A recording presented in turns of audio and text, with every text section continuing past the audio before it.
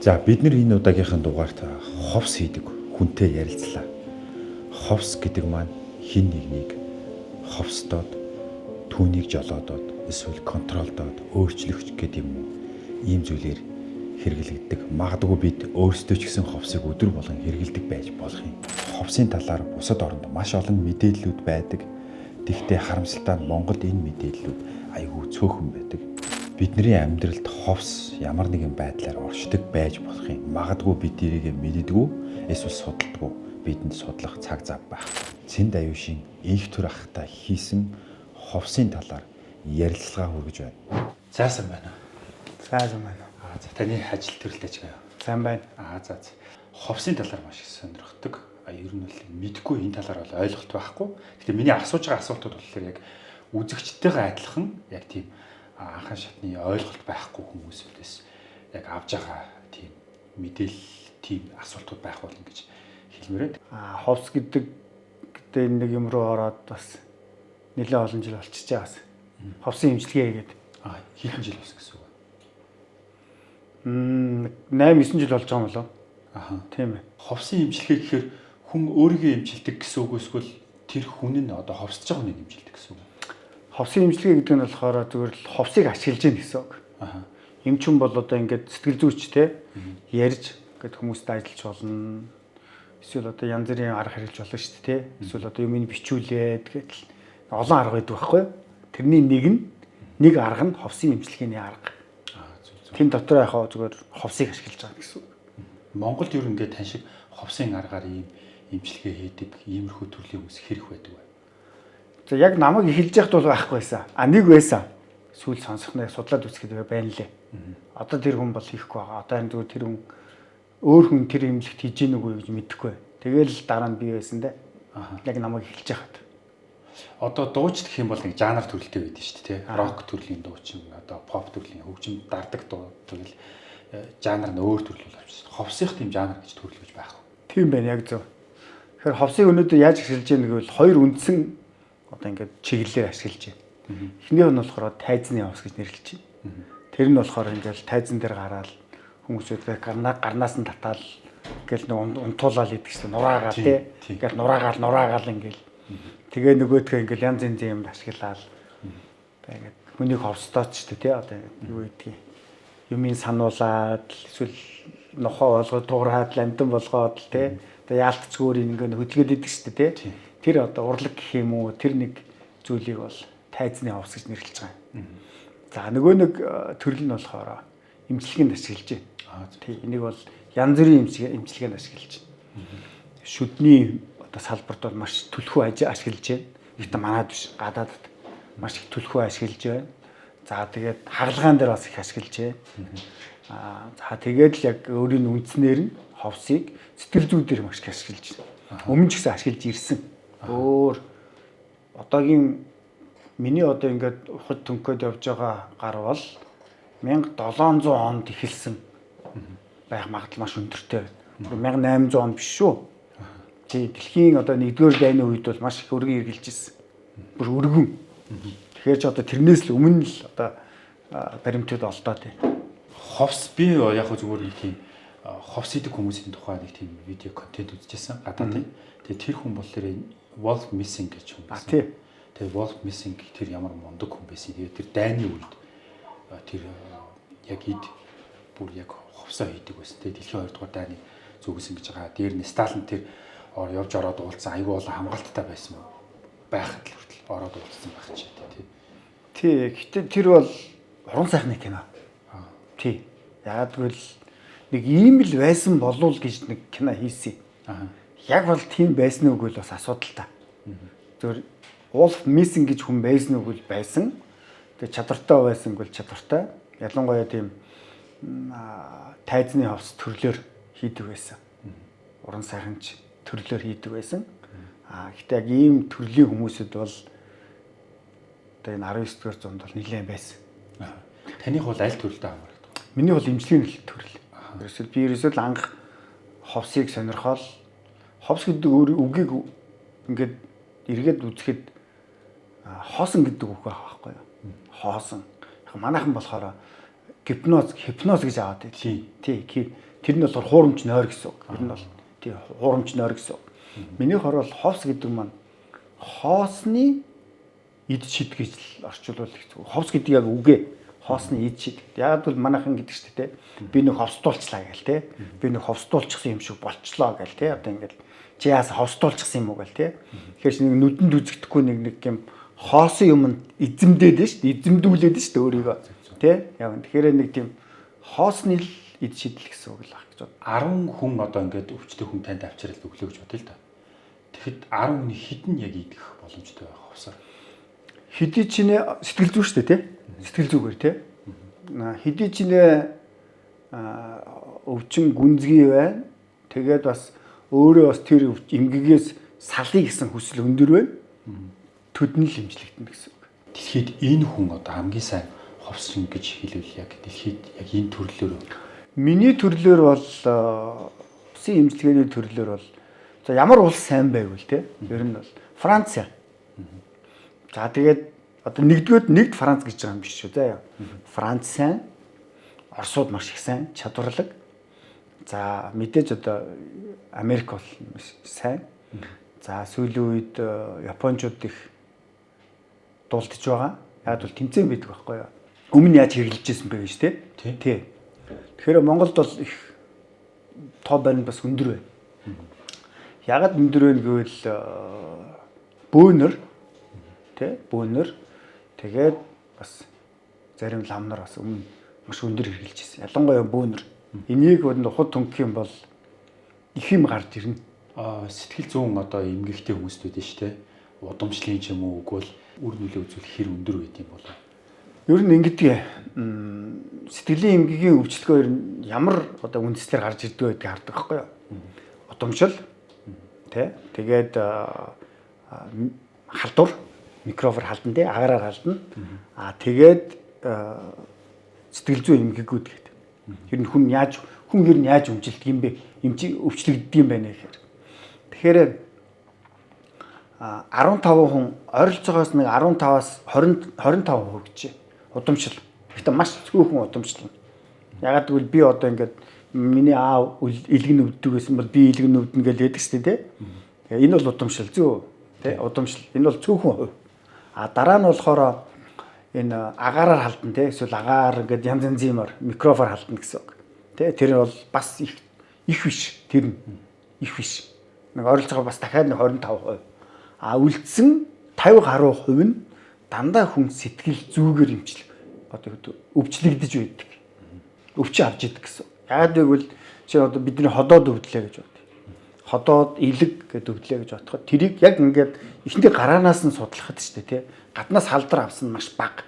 Зүгээр л өөрөө ямар нэгэн хүнд хин нэгэнд гомдоод тийм үү хорсол тээгээд тэгэл өөрийгөө л болохоо ойлгосон гэсэн. Бид нар нэг тийм сонио амьд одоо тийм хүн гэдэг тийм сонин яг л дандаа өөрийгөө хордуулчихдаг. Тэгэхээр л бидний одоо нэг одоо яригдаад байгаа том хорт хавдрууд шүү дээ тий. Тэрний эхлэл нь ерөөсөө сэтгэл зүй. Сэтгэлийн хөдөлгөөнөө бид нар удирдах чадаагүй улмаас яхаа өөрсдийгөө хорлож яах гэсэн. Ер нь бие өвдөхгүй эрүүл сарвал бай гэж бол сэтгэл зүгөө яг ямар төвшөнд байлгах хэрэгтэй вэ? Бие өвдөхгүй эрүүл байгвал тэрний дээр сэтгэл санааны дээр оюун ухаан гэж нэг юм байна. Маш хүчтэй. Энийг бид нар ерөөсөө хойшоохгүй. Нэг жишээ хэлээ. Бөхчүүд ингээд төрүүлээд ингээд сэтгэлийн өндөр хөөрөлд орохороо час халуун усыг ингээд уудаг гэж сонсч ирсэн. Час халуун савтаа цайг ингээл аяганд хийгээл өстой ингээл тэргээ нэг халуун гэж мэдэхгүй. Тэгж уудаг байхгүй бид нэр. Ерөөсөө мэдэхгүй. Олон бөхчүүд тэрийг хэлсэн. Ерөөсөө аяганд хийгээл яагаад ийм үйл явдал болоо? Тийм үү? Цай хөрөөгөө. Цай бол хөрөөгөө. Тэ? Яагаад тэр бүх ингээд уруул хамаа төлөхгүй зөв ялангуяа хил мэл төлөгдөхгүй ууж юм. Эсвэл энэний эзэн бол ерөөсөө оюун ухаан. Оюун ухаан тэр яах вэ? Энэ хилэн дээр байгаа мэдрэмж байгаа шүү дээ. Тэрийг авчиж байгаа байхгүй. Тэгэл өөр юм дээр төвлөрчиж байгаа. Тэр бүхний одоо төрүүлсэн те тэр нэг айхтар сэтгэлийн хөдөлгөөн дээшээ явсан акшн байгаа зү те. Тэн дээр л тавьчихж байгаа байхгүй. Тэгэхээр яг хүчтэй байгаа байхгүй юу? Чинь одоо би ингээд халуун юм барилаа гэж бодъё зөө. Тийм. Би барьжин гэдгийг л би ойлгож ухамсарлаж байгаа байхгүй юу? Халуун гэдгийг ухамсарлаж байгаа. Түүнээс час халуун юм барил энэ бол час халуун гэдэг ухамсарыг тасалчих юм бол яг миний гар төлөгдөхгүй л гэсэн үг. Энэний одоо хүлээж авч байгаа мэдрэмж нь байхгүй болчихно гэсэн үг. Энийг захираад байгаа зүйл нь оюун ухаан.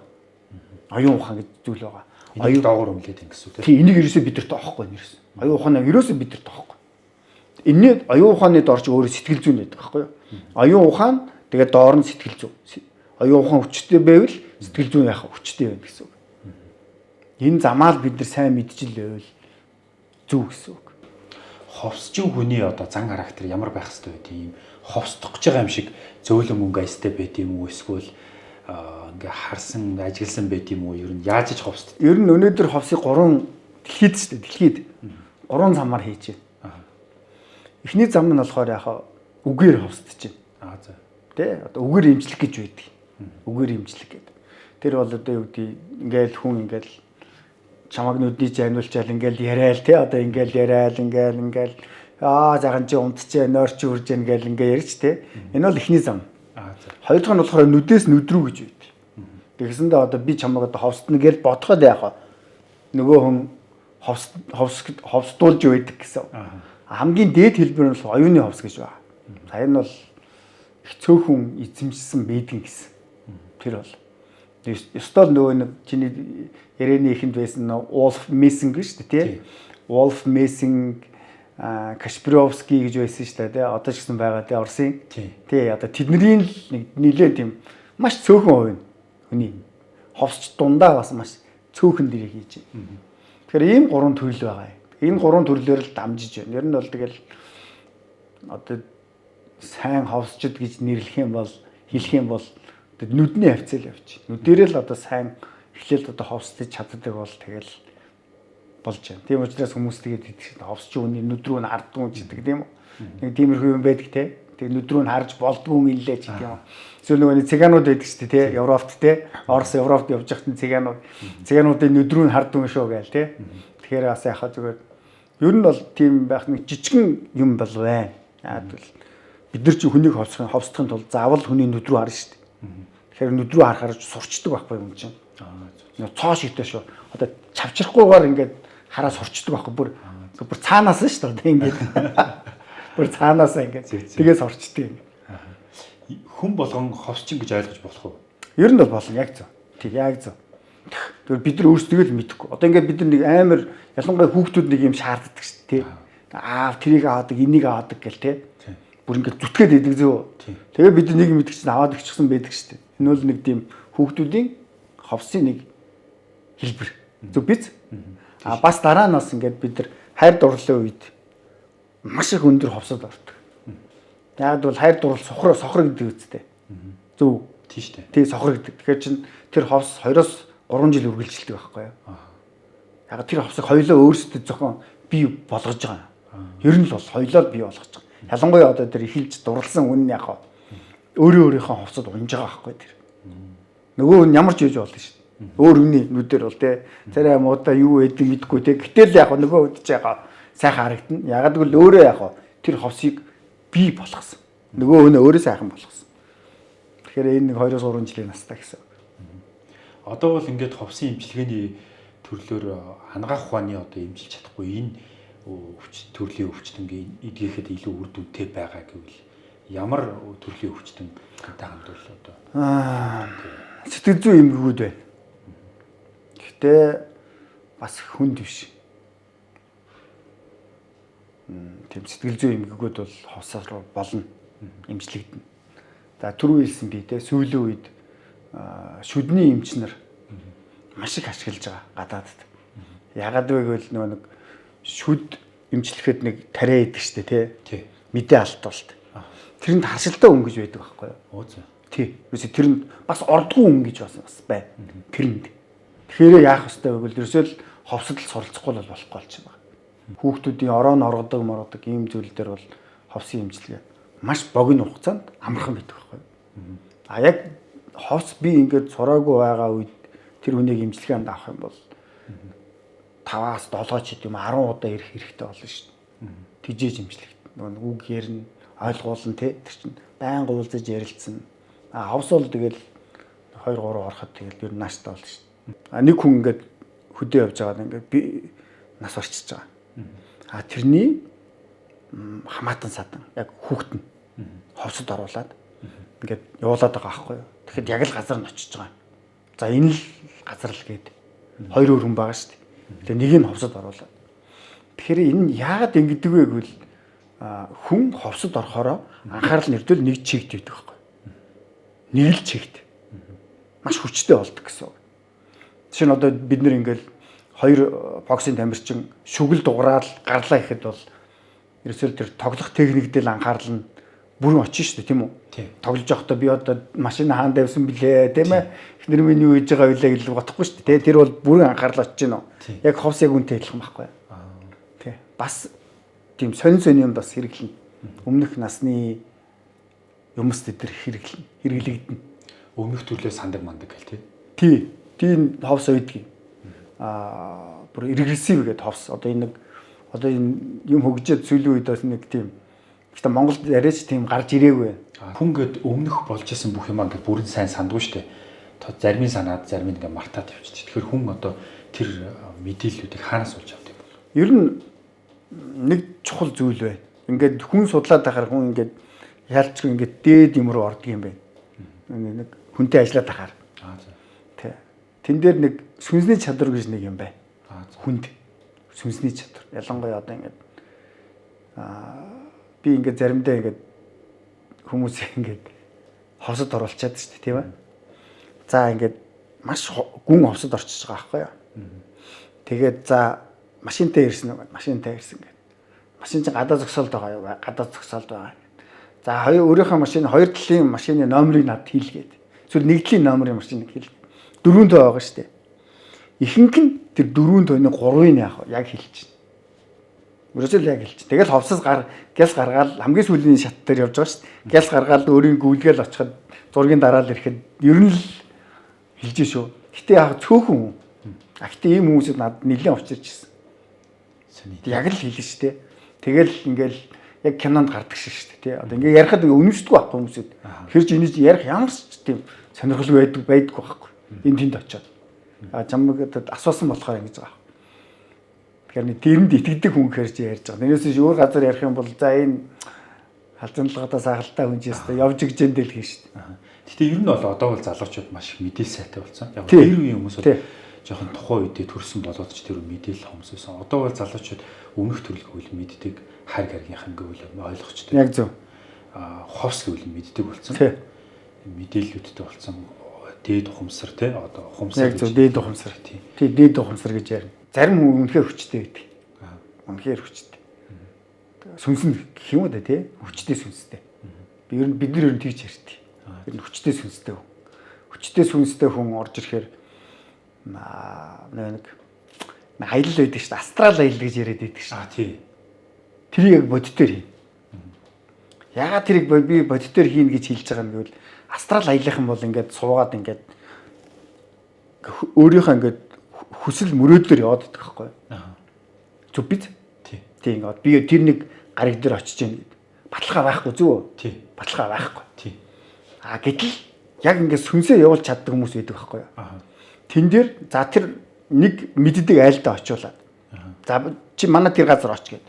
За танаа тэр газар очлоо. Хэн бэ гэд. За тэр хүүхд чинь тийм сууж гэн, ээж чинь тэр сууж гэн, телевиз үзэж гэн.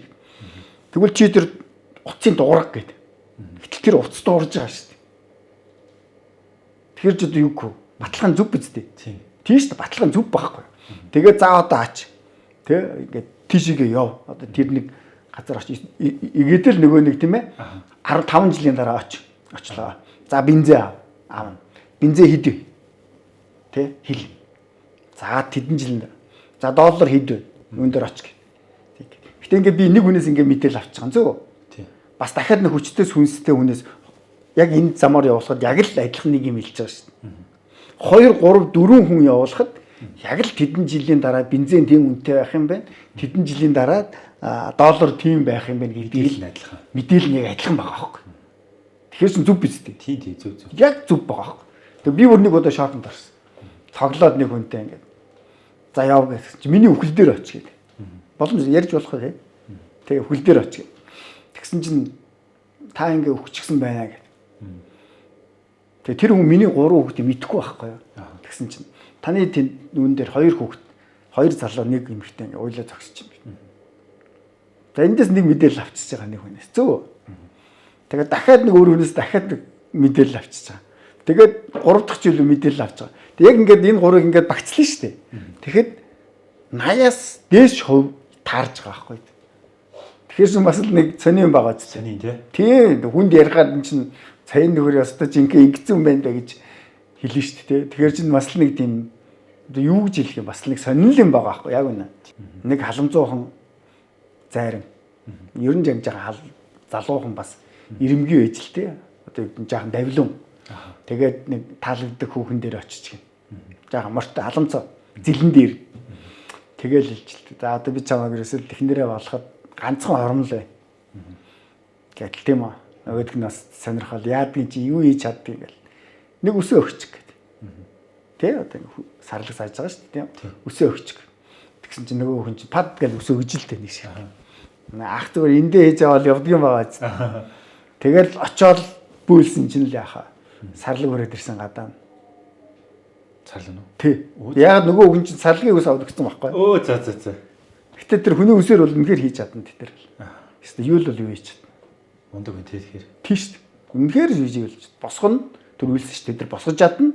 Эсвэл явуулж чадна. Зүгээр л тэрийг яхаа өнөөдөр ховс гэж нэрлэнэ үү? Эсвэл хараал гэж нэрлэнэ. Тэ хараалж чадах гинөө. Гэтэ жохосоор л амжиж шийдэж байгаа шүү дээ. Ер нь бол эд шидээр л явж байгаа шүү. Тань дээр нэг хүн хурж ирлээ гэж одоо өвчтэй хүнтэй. Тэр нь хэр их хугацаа зарцуулагдах вэ? Ер нь ямар үе шаттай яаж юм бэ? Оншилгоо. Ерөөсөө онцлогоог л зөв гаргах юм чухал. За тэр хүний өвчин юун дээр ч байж болно. Үнэхээр одоо юу гэдэг өөрийн буруугаас байж болно. Эсвэл хүний буруугаас байж болно. Эсвэл үлийн үүрэнд хөөгдсөн байж болно тийм үү? Ингээд одоо дивсгэрэн шүү дээ тий. Одоо өөр байдаг байхгүй. Тэрнээс онцлогоог л зөв гаргачих юм бол яах вэ? Одоо тэрэн дээр хийх ажил бол их амархан болчихно. Онцлогоо буруу гараад байх юм бол маш хэцүү. Тэгэхээр энийг л одоо энэ олон жилийн дараа би одоо л мэдэрч байна. Тэгээ би ер нь бол энэ залуу сэтгэл зүйчд бас хэлэх бас нэг тийм заримдаа бас хандлага байдаг л дээ тий. Онцлогоог л зөв гаргах гэж. Зүгээр ингэдэг байхгүй юу? Бид нар онцлогоо буруу гаргах ч хамгийн аюултай. Одоо юу гэдэг нь чамайг одоо юу гэдэг нэг чи нэг чамд нэг жоохон шизофрени нэг юм байж тэгэл гэх юм бол яах вэ? Чи гэртээ очиж шизофрен гэж юу гэдэг интернетээ ороод ухаад эхэлнэ. Гэтэ чамд байхгүй. Харин дараа нь чамд бий болчихно. Ухсаар байгаад яах вэ? Чи энд нэг жоохон хэсэг нь миний нэг жоохон хэсэгтэй яах вэ? Тарж. Яг тарж штт. Би чи ерөөсөл энэ нь хин бэ штт. Тэгэл алаа ичдэг байхгүй. Буруу ойлгоод явчих. Яг үнэ. Буруу ойлгоод явчих. Тэрэл одоо энэ нэг хүнд нэг онцлогоо тавих та маш болгоомжтой байх хэрэгтэй. Маш болгоомжтой. Ер нь тэгвэл баг тавихгүй болсон ч яад гэр.